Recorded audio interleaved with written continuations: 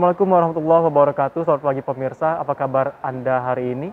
Dari Grand Mercure Hotel, Bincang Toko kembali hadir menyapa Anda untuk berbincang dengan pembahasan yang menarik tentunya bersama saya Nofri Afandi. Nah, tema Bincang Toko kita pada hari ini adalah vaksinasi bagi masyarakat yang akan kita kupas tuntas dengan dua narasumber yang sudah hadir bersama saya saat ini. Sudah ada Dr. Restuti Hidayani Saragih, SPPD KPTI Finasim MHKes, anggota bidang penanganan kesehatan Satuan Tugas Penanganan COVID-19 Provinsi Sumatera Utara. Apa kabar, Dok? Alhamdulillah kabar baik, Mas Nofri. Dan juga sudah ada Bapak Teguh Supriyadi SKM MKM, Kepala Bidang Pencegahan dan Pengendalian Penyakit Dinas Kesehatan Provinsi Sumatera Utara. Apa kabar, Pak? Ya, sehat, alhamdulillah. Sehat selalu. Ya. Yang penting dalam keadaan pandemi ini kita selalu menjaga kesehatan dan imun tubuh ya, Dok ya. Nah, Dok, sesuai dengan tema kita pada hari ini adalah vaksinasi bagi masyarakat. Nah, ada pertanyaan yang paling mendasar nih, Dok, di tengah masyarakat mengenai vaksinasi ini. Aman tidak? Karena banyak nih masyarakat yang masih ragu-ragu dan takut nih untuk vaksinasi. Baik, di tengah pandemi COVID-19 yang belum berakhir gitu ya, belum berakhir ini tentunya sejak awal tahun ini ya, Januari 2021 kita sudah mendapat senjata tambahan gitu ya, selain prokes 5M yaitu vaksinasi COVID-19. Bisa dijamin bahwa jenis vaksin apapun yang beredar yang sudah mendapat izin ya dari Badan POM ya itu aman. Kenapa aman? Oleh karena sebelum izin itu dikeluarkan, itu vaksin-vaksin tersebut sudah menjalani uji ya, uji mulai dari uji di laboratorium, kemudian uji pada binatang coba atau hewan coba, kemudian uji pada manusia yang kita kenal dengan uji klinis. Jadi insya Allah keamanannya telah dapat dijamin. Iya, tidak ada yang langsung coba-coba gitu ya, itu tidak ada seperti itu. Sudah ada sertifikat bahwa dia sudah menjalani uji klinis dan terbukti keamanannya, baru dia boleh digunakan kepada masyarakat luas. Berarti tentunya tidak sembarangan ya, Dok ya, karena ini menyangkut kesehatan orang banyak begitu ya, Dok ya. Nah, Dok, kira-kira apa sih efek samping dari vaksinasi bagi penyintas COVID nih, yang kita ketahui kan harus 3 bulan nih, Dok. Setelah dia terkena COVID, 3 bulan setelah itu baru boleh vaksin. Nah, jika sebelum masa itu apakah ada efek-efek yang berbahaya bagi si penyintas tadi? Prinsip pertamanya sebelum saya masuk menjawab kepada efek samping yang berbahaya, kenapa sih kok harus 3 bulan gitu ya? Maka jawabannya adalah meskipun seseorang sudah pasca infeksi, artinya dia penyintas ya, survivor, dia sudah mendapatkan kekebalan alami dari pasca infeksinya, tetapi kekebalan alami ini tetap harus disupport, harus disokong oleh kekebalan yang didapat dari vaksin. Hanya saja, kenapa harus angkanya 3 bulan? Yang pertama, vaksin itu ketersediaannya terbatas, harus ada pemerataan, keadilan gitu ya. Karena di awal-awal pasca infeksi, secara penelitian, penyintas ini masih punya stok gitu loh, masih punya stok kekebalan dari infeksi alamiahnya, maka dia dalam tanda kutip masih relatif lebih aman 1-3 bulan. Kenapa diambil cut off 3 bulan? Karena dari rata-rata penelitian, Mas Nofri, mulai 3 bulanlah kekebalan itu mulai menurun begitu. Sehingga dibuat, ya jadi gabungan antara hasil penelitian dengan prinsip keadilan. Nah, kan beda dong, misalnya saya nih Dokter Restuti udah kena COVID misal gitu ya, kemudian Mas Nofri belum, masa saya yang baru sembuh masih punya nih stok kekebalan, udah langsung diberikan, Mas Nofri belum ada apapun begitu. Jadi tapi setelah 3 bulan baru boleh mendapat dalam tanda kutip jatahnya untuk pemerataan keadilan. Pertanyaan yang tadi yang di depan Mas Nofri sampaikan, apa sih efek sampingnya kalau sebelum 3 bulan? Tidak ada, insya Allah. Dari secara ini ya, kalau disinggung efek samping mungkin nanti kita akan cerita di topik yang itu. Tetapi kalau khusus, kalau misalnya dikasih sebelum 3 bulan, apakah nanti beliau jadi kejang gitu ya, atau jadi, itu tidak ada penelitian yang seperti itu. Kalaupun dikasih sebelum 3 bulan ya no problem, tetapi itu tadi kan harus ada pemerataan dan keadilan berbasis yang mana yang lebih dulu, yang mana menjadi prioritas. Berarti tentunya karena keterbatasan vaksin tadi, maka harus adil begitu ya, Dok ya? Iya, adil itu kan tidak hanya sama rata ya, sesuai dengan porsinya. Ya. Gitu. Nah, Pak Teguh, mengenai keterbatasan vaksin nih Pak Teguh. Nah, kira-kira bagaimana sih skema untuk tahapan pemberian vaksin nih yang dilakukan oleh Dinas Provinsi Sumatera Utara, Dinas Kesehatan khususnya, agar ini vaksin ini bisa merata begitu, dan bagaimana mengetahui jadwal untuk vaksin pertama dan juga vaksin kedua? Baik, jadi terkait dengan bagaimana bicara tentang pemerataan ya, memang vaksinasi ini kan tidak semata-mata mau menyuntik ya. Tetapi ada maksud yang lebih dari itu, yaitu membangun satu herd immunity namanya. Nah, herd immunity ini sangat dibutuhkan satu coverage ya, satu cakupan yang tinggi dan merata di berbagai tempat dan dalam waktu yang tidak terlalu lama sebaiknya. Ya. Jadi boleh dikatakan wilayah ini memiliki benteng pertahanan yang merata sebaiknya. Nah, sementara melihat jumlah kabupaten kota Sumatera Utara juga relatif banyak ya. Jadi kita punya 33 dan faktanya di kabupaten kota memang sejauh ini belum merata ya. Ada yang tinggi, ada yang rendah. Nah, bagaimana strateginya? Sudah barang tentu kita akan ke depan ini akan fokus mengejar ya pada daerah kabupaten kota yang cakupannya kita anggap masih rendah. Gitu. Ya, mengenai penjadwalan vaksinasi nih di wilayah Provinsi Sumatera Utara, seperti apa Pak kira-kira yang dilakukan oleh Dinas Provinsi Sumatera Utara Kesehatan? Sebetulnya begini, penjadwalan itu dilakukan oleh pelayanan fasilitas pelayanan kesehatan atau sentra-sentra vaksin. Adapun kalau Dinas Kesehatan Sumatera Utara sifatnya adalah melengkapi logistiknya ya, yang tentunya juga didistribusi dari pusat, kemudian kita alokasikan ya kepada sentra-sentra vaksin atau pelayanan vaksinasi di Vaskes ya, melalui Dinas Kesehatan Kabupaten Kota ya, yang tentunya mereka sudah menjadwalkan gitu ya. Ya, jadi kalau penjadwalan itu oleh Vaskes ya kan, atau oleh penyelenggara vaksinasi. Nah, biasanya juga mereka sudah membangun satu aplikasi yang bisa dilihat biasanya di mana vaksinasi dosis 1, dosis 2 begitu. Ya, kalau Dinas Kesehatan Provinsi secara langsung tidak punya penjadwalan itu tidak kan gitu. Baik, mengenai hal itu nih Dr. Restuti selaku dari Satgas Penanganan COVID-19 Provinsi Sumatera Utara, kira-kira sejauh ini seperti apa sih penjadwalan vaksinasi di Provinsi Sumatera Utara? Apakah masih dalam tahap yang lancar begitu, Dok? Kalau kita cerita penjadwalan, sebagaimana yang disampaikan Pak Teguh tadi, yang memiliki wilayah untuk action di wilayahnya masing-masing adalah kabupaten kota. Provinsi itu baik Satgas maupun Dinas Kesehatannya fungsinya adalah memberikan arahan gitu ya, mensupervisi, memonef, memberikan dukungan gitu ya itu. Artinya penjadwalan itu kalau secara general sebenarnya itu bisa diklik di Kemenkes ya, atau di link Kemenkes itu ada untuk bagaimana atau bukan bagaimana sih ya, masyarakat itu bisa mencari gitu, mencari di mana. Jadi bisa diklik di link vaksin.kemkes.go.id begitu ya, atau di link Satgas Nasional ya, kemudian di link Kemenkes juga bisa diklik. Itu informasi yang diberikan adalah misalnya kita link Sumatera Utara, Kota Medan gitu, fasilitas pelayanan kesehatan mana yang sedang memberikan, itu satu. Kemudian contoh seperti Medan, Medan juga punya website begitu, Medan juga punya media sosialnya gitu ya, Medan juga punya Kominfo begitu ya.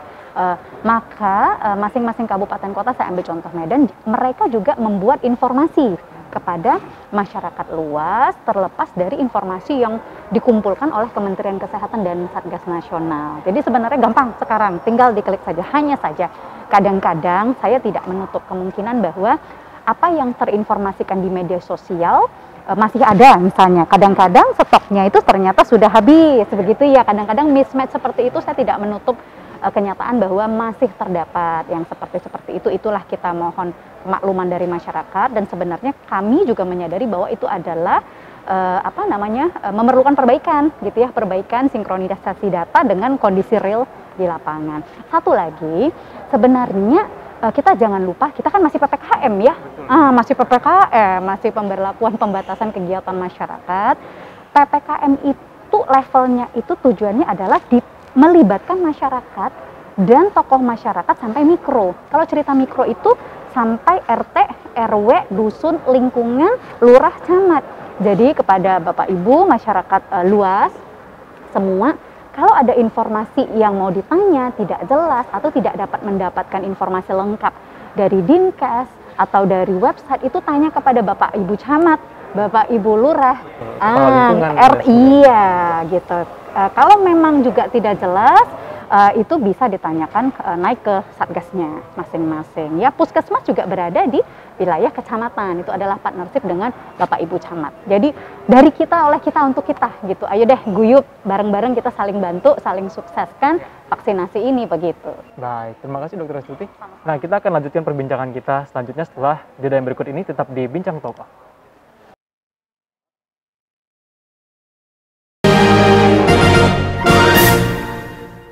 Sekarang ini tuh banyak orang meninggal, sedangkan usia mereka tuh masih muda. Dan sebagian besar disebabkan oleh penyakit tidak menular seperti stroke, jantung, dan kanker. Lalu bagaimana pencegahannya, Bu? Kan sekarang ada Germas. Apa tuh, Bu? Gerakan Masyarakat Hidup Sehat. Intinya, mengajak masyarakat melakukan gaya hidup sehat. Seperti melakukan aktivitas fisik setiap hari, perbanyak makan sayur dan buah, rutin melakukan pemeriksaan kesehatan, serta menjaga lingkungan tetap bersih dan sehat. Dan tidak merokok. Sehat diawali dari saya.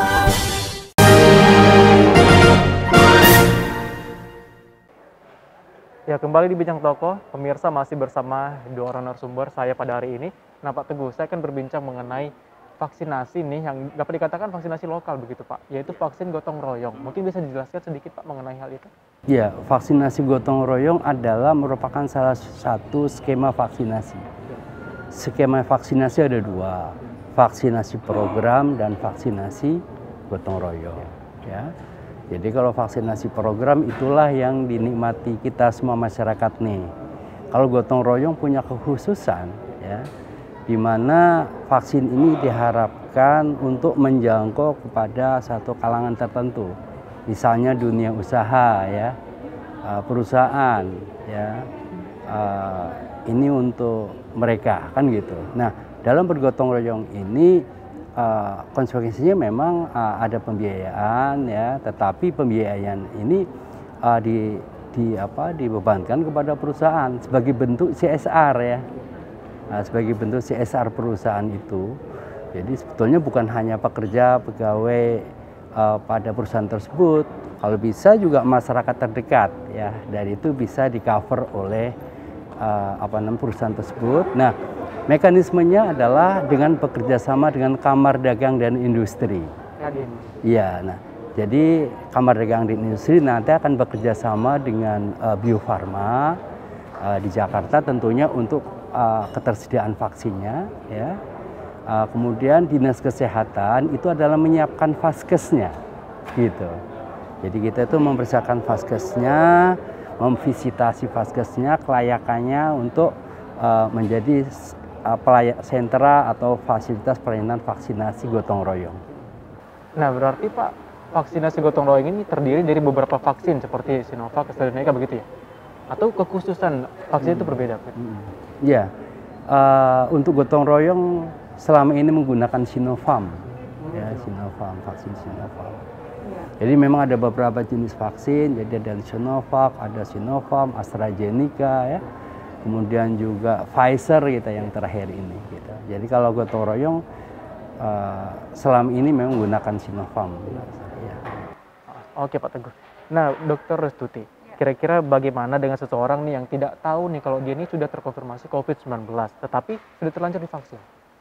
Oke, bahaya enggak gitu. Kemudian tindakannya apa begitu ya? Yang pertama, idealnya memang kalau kita bilang ideal tuh paling bagusnya deh gitu ya.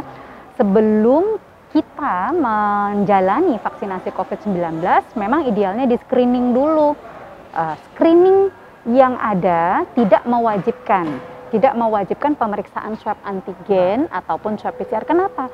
Karena akan tidak mungkin bagi 70% minimal populasi Indonesia. Ayo kita kali-kali 260 juta. Betul. Iya kan? 70%-nya berapa itu? Iya kan, 170-an juta dikali berapa? Itu artinya kita akan menghabiskan anggaran, meskipun ideal, saya bilang ideal seperti itu, supaya bisa yang tadi kalau sedang terpapar ya jangan dulu dong, nanti sembuh kan dia dapat bonus kekebalan yang didapat alamiah, tunggu dulu dong 3. Tapi itu tidak visible, tidak mungkin dilakukan dalam setting realita. Sehingga screening yang dilakukan adalah screening gejala, Mas Nofri. Apakah Anda batuk, gitu kan? Apakah Anda ada sesak nafas atau ada gejala apapun yang mungkin terkait COVID? Kalau ada harus jujur. Kalau memang ada, maka pada orang yang bergejala disitulah dilakukan screening, swab PCR ataupun swab antigen. Kalau misalnya ternyata oh iya sedang terpapar, sedang terinfeksi, tunggu dulu, selesaikan dulu, berarti kan statusnya konfirmasi COVID, maka isolasi dong ya, gitu ya, supaya tidak melakukan ada penularan transmisi, kita putus mata rantainya. Tapi kalau seandainya lolos, kan ada yang tidak bergejala ya, banyak yang tidak bergejala, biasanya yang muda-muda kayak kita nih ya, masih muda, gitu ya, masih, papa gue juga masih muda loh, tiga-tiga kita masih muda. Betul. Jadi kalau misalnya tidak bergejala pun, tetapi ternyata lolos COVID, apa efeknya kan begitu ya? Ya nggak apa-apa, bonus aja beliau duluan dapatnya bareng-bareng begitu. Dan satu yang harus penting saya sampaikan di sini untuk menjadi pemahaman bagi kita semua, vaksin COVID-19 merek apapun tidak akan mengakibatkan Anda atau saya menjadi terinfeksi COVID. Nah, itu yang harus diluruskan. Kita kan juga misinya meluruskan hoax ya. Jadi tidak ada ceritanya orang menjadi sakit COVID karena vaksin. Tidak gitu ya. Jadi kira-kira demikian. Baik dokter. Nah kira-kira dokter, apakah vaksin ini memang melindungi kita dalam waktu yang jangka panjang nih dok? Dan juga seberapa ampuh vaksin ini melindungi kita dari penularan COVID-19? Oke, ada dua pertanyaannya. Yang pertama, seberapa lama? Hingga saat ini penelitian tentang durasi atau lamanya antibodi bertahan itu masih terus ya Pak Teguh ya, masih terus berjalan karena COVID-19 ini kan penyakit yang baru gitu ya. Banyak sekali penelitiannya tapi belum sampai ujung, belum sampai titik. Jangankan COVID, TBC aja belum selesai-selesai juga gitu ya. Nah, jadi dari penelitian yang sudah ada dan sudah bisa disimpulkan, itu bertahannya adalah kisaran 6 bulan sampai dengan 1 tahun. Itu rata-rata kebanyakan, kesimpulannya begitu. Tadi saya di awal, waktu kita tadi bicara tentang penyintas, saya udah singgung, mulai start turun dia antibodi itu adalah 3 bulan. Jadi 3 bulan masih ada loh ya, 6 bulan, kemudian sampai di ujung 1 tahun itu sudah sangat turun, sehingga biasanya booster ataupun dosis ketiga itu diberikan 6 bulan sampai dengan 1 tahun setelah dosis lengkap 1 dan dosis 2 itu diberikan begitu. Yang kedua tadi apa ya? Ya, mengenai kira-kira seberapa hebatkah vaksin ini melindungi kita dari penularan begitu? Seberapa? Prinsip hingga saat ini vaksin merek apapun belum mampu untuk menjamin kita habis disuntik pasti nggak kena COVID, belum ada. Mau merek apapun itu, tidak ada. Belum sampai ke sana kemampuannya. Bukan tidak menutup kemungkinan di masa yang akan datang, ya begitu. Jadi ngapain dong divaksin, gitu ya? Kalau nggak bisa jamin, jawabannya adalah tetap wajib, tetap perlu. Karena apabila kita divaksin, kita sudah punya kekebalan yang didapat dari vaksin. Kalaupun misalnya seseorang agak lalai nih, buka masker nih gitu ya, tidak prokes nih, masuk dong gitu, masuk dong virus itu masuk ke dalam tubuh. Kalaupun kita terpapar, maka insya Allah dengan antibodi atau daya tahan tubuh yang sudah didapat dari vaksin, kita akan tidak bergejala, kayak orang sehat saja meskipun terkonfirmasi gitu ya. Tidak parah begitu ya? Tidak parah, ataupun kalaupun bergejala dia gejalanya ringan. Jadi itu manfaatnya. Baik dokter Astuti. Nah Pak Teguh, kira-kira ada tidak kemungkinan nih Indonesia menggunakan vaksin selain yang sudah ditetapkan oleh Kementerian Kesehatan? Tapi jangan dijawab dulu Pak, setelah yang berikut ini tetap di Bincang Tokoh.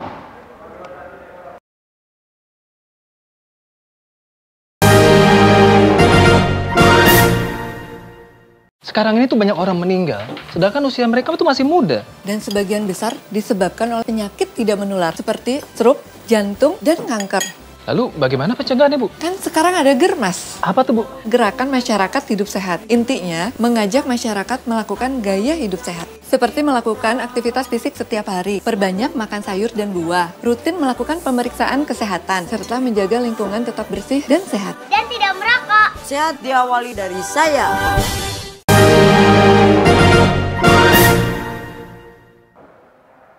Ya, masih di Bincang Tokoh pemirsa. Nah Pak Teguh melanjutkan yang tadi. Ada tidak kemungkinan bahwa Indonesia nih, khususnya Provinsi Sumatera Utara, menggunakan vaksin selain dari vaksin sudah ditetapkan oleh pemerintah?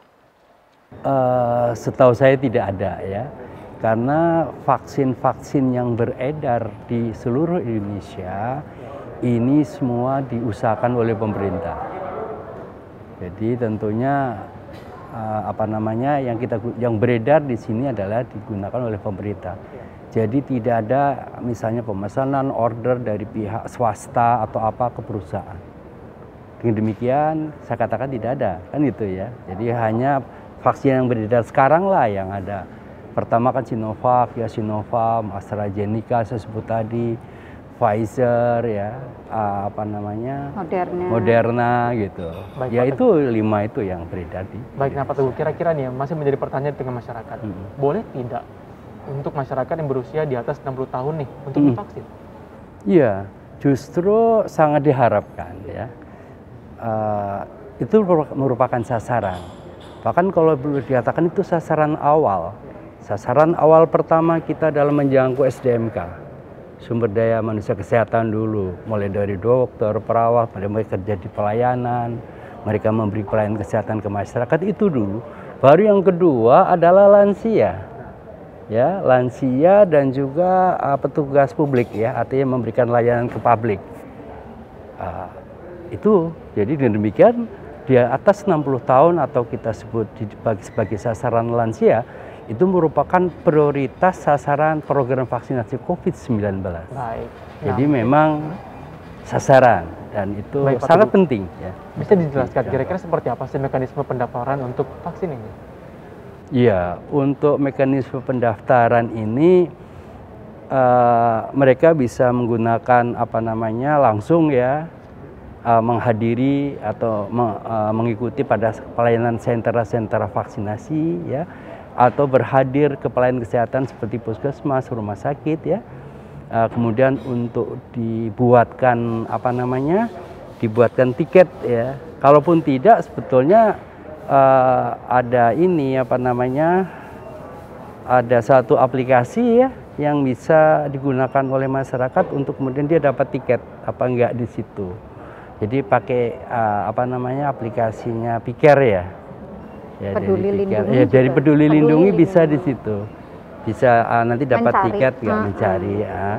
Kemudian juga bisa daftar untuk mendapatkan pelayanannya. Artinya juga masyarakat harus gencar mencari informasi mengenai vaksinasi. Iya, masyarakat juga harus giat, tapi juga jangan gini ya, karena banyak sekali informasi seperti itu. Terkadang segala sesuatunya ini boleh dikatakan sedang tumbuh ya, jadi belum ada yang sempurna. Jadi masyarakat kalau ini nggak bisa, coba yang ini. Kalau ini nggak bisa, artinya apa? Masyarakat harus mau juga, bersemangat juga, yakin bahwa vaksin ini memang berguna. Jadi dia harus kejar itu, kan gitu. Baik, Dokter Restuti. Ya. Ini juga menjadi pertanyaan yang di masyarakat menjadi ketakutan nih, bahwa setelah divaksin akan ada penyakit ikutan setelah divaksin atau disebut dengan KIPI. Ya, gitu. betul. Ya, mungkin dokter bisa menjelaskan. KIPI itu kepanjangannya adalah kejadian ikutan pasca imunisasi. Secara luas mungkin orang mengenal sebagai efek samping. Saya mau membaginya sesuai dengan ilmu. Ada efek samping itu pertama yang memang karena vaksin, langsung karena vaksin. Yang kedua oleh karena reaksi tubuh kita. Itu yang disebut dengan KIPI. Saya mau ambil contoh biar gampang deh. Kalau kita demam minum paracetamol kan ya. Nah, saya dengan Mas Nofri sama-sama demam, sama-sama minum paracetamol.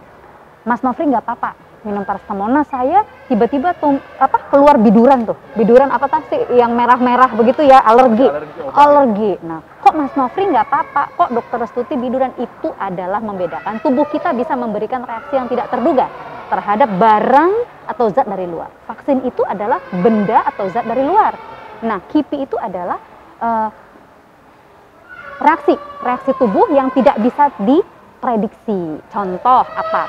Habis disuntik pegel di sini, itu yang umum deh ya, pegel atau pegel ya, agak susah gitu ya menggerakkannya, atau demam atau menggigil. Kenapa? Karena tubuh bereaksi. Apa nih, datang assalamualaikum dari luar gitu ya, ada barang baru nih, kenalan dong, aku coba hantam dulu deh, rupanya si ini kan gitu ya, kenalan. Nah, itu reaksi. Atau ada juga yang pusing gitu ya, atau ada yang lemas. Malah saya dulu di awal lapar loh, makan sampai 3 piring, itu lapar, habis itu ngantuk gitu. Itu wajar, itu adalah reaksi tubuh kita. Itu kipi yang ringan, demam, nyeri otot itu bisa dengan minum paracetamol, banyak minum, setelah itu istirahat ya. Tapi kalau yang berat seperti misalnya pingsan atau shock, ada yang disebut dengan shock anafilaktik karena reaksi alergi yang berat, itu harus dirawat di rumah sakit. Nah, yang perlu menjadi pesan adalah dalam vaksin apapun, termasuk vaksin COVID-19, angka kejadian kipi yang mengakibatkan kecacatan berat sampai dengan kematian itu amat sangat minim ya Pak Teguh ya, amat sangat sedikit, mungkin 1 berbanding 10.000 atau 1 banding 1 juta. Dan alhamdulillah hingga saat ini di Sumatera Utara tidak ada ya Pak Teguh ya, tidak ada yang sampai menimbulkan kematian atau apa ya, semua insya Allah bisa ditangani. Dan satu lagi sebelum saya lupa, kita punya namanya Komite KIPI ya, ada Komda ya, Komda itu komite daerah, kalau di pusat komite pusatnya gitu ya. Komisi ya Pak ya, komisi daerah, komite apa? Ya, komite nasional, Komnas kalau di atas, di bawah namanya Komite Daerah KIPI. Itu terdiri dari dokter-dokter ahli, Mas Nofri, yang akan memantau. Semua itu dilaporkan kepada mereka apabila ada satu kasus yang berat dan perlu penanganan spesial, itu turun semua, guyup semua. Ada dokter penyakit dalam, dokter anak, dokter spesialis alergi, semua itu rekan dan senior saya, itu ada semua. Jadi dijagain loh, masyarakat dijagain gitu. Jadi jangan khawatir. Dokter, nah ada juga nih, ketika dia sudah vaksin yang pertama nih, lalu yang kedua, nah kan ini bukan barang baru lagi ya dok ya, malah dia juga ikut ada kejadian kipi tadi, itu bisa, bisa, tidak menutup kemungkinan ya. Jadi yang namanya reaksi hipersensitivitas ataupun reaksi alergi memang begitu. Ya kalau saya mau bilang mungkin itu masih keterbatasan manusia di hadapan Tuhannya ya, itu belum bisa kita pastikan. Oh orang yang keriting rambutnya pasti kipi, nanti yang ngurus rambutnya nggak, itu nggak bisa. Itu belum seperti itu. Jadi kita hanya bisa mengantisipasi. Alhamdulillah, antisipasinya, obatnya, penanganannya ada. Jadi mohon kepada masyarakat, kita kembali mengingatkan, itu di kartu itu ada nomor kontak kontak person, dokter ataupun petugas kesehatan pengawas kipi. Jadi jangan segan-segan telepon, kalau ini kok oyong ya, ini kok ini ya, begitu. Nanti mereka akan membantu mengklasifikasikan ini ringan, sedang, berat, atau perlu dirawat apa enggak, gitu. Satu lagi dok, kira-kira ibu hamil nih, boleh tidak divaksin COVID-19? Nah, amat sangat boleh sekarang. Sekarang, di awal belum, kenapa kok dulu belum, sekarang kok udah.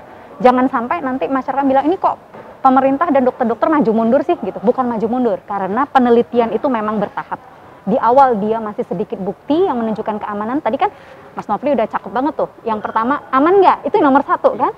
Dan ternyata alhamdulillah sudah terbukti keamanannya. Baik di negara luar secara global ya, juga di kita. Jadi sudah boleh ibu hamil divaksinasi sesuai dengan screening. Ada juga screeningnya ya, screening mana yang layak, mana yang tidak. Mulai usia kehamilan 14 minggu ke atas. Iya, begitu. Oke, Dokter Restuti. Pak Teguh nih. Terakhir, closing statement yang bisa Pak berikan mengenai vaksin bagi masyarakat ini. Baik, terima kasih. Vaksin adalah upaya utama, disebutkan sebagai primary prevention, ya, jadi pencegahan yang utama. Dengan vaksin orang punya kekebalan. Ya, dengan kekebalan maka bisa mencegah penularan ya, penyakit menjadi sakit. Maka sangat penting bahwa setiap orang yang menjadi sasaran vaksinasi COVID itu harus mendapatkan vaksinasi supaya memiliki kekebalan, dan kalau semua sudah pada kebal, otomatis dengan sendirinya virus tersebut tidak ada tempat lagi ya di apa namanya di hospes atau di manusia, dan pada akhirnya akan bisa kita hentikan pandemi ini. Saya rasa itu walaupun bukan hanya vaksinasi aja, tetap 3M dan juga iya. Baik, Dokter Restuti, closing statement untuk masyarakat di rumah.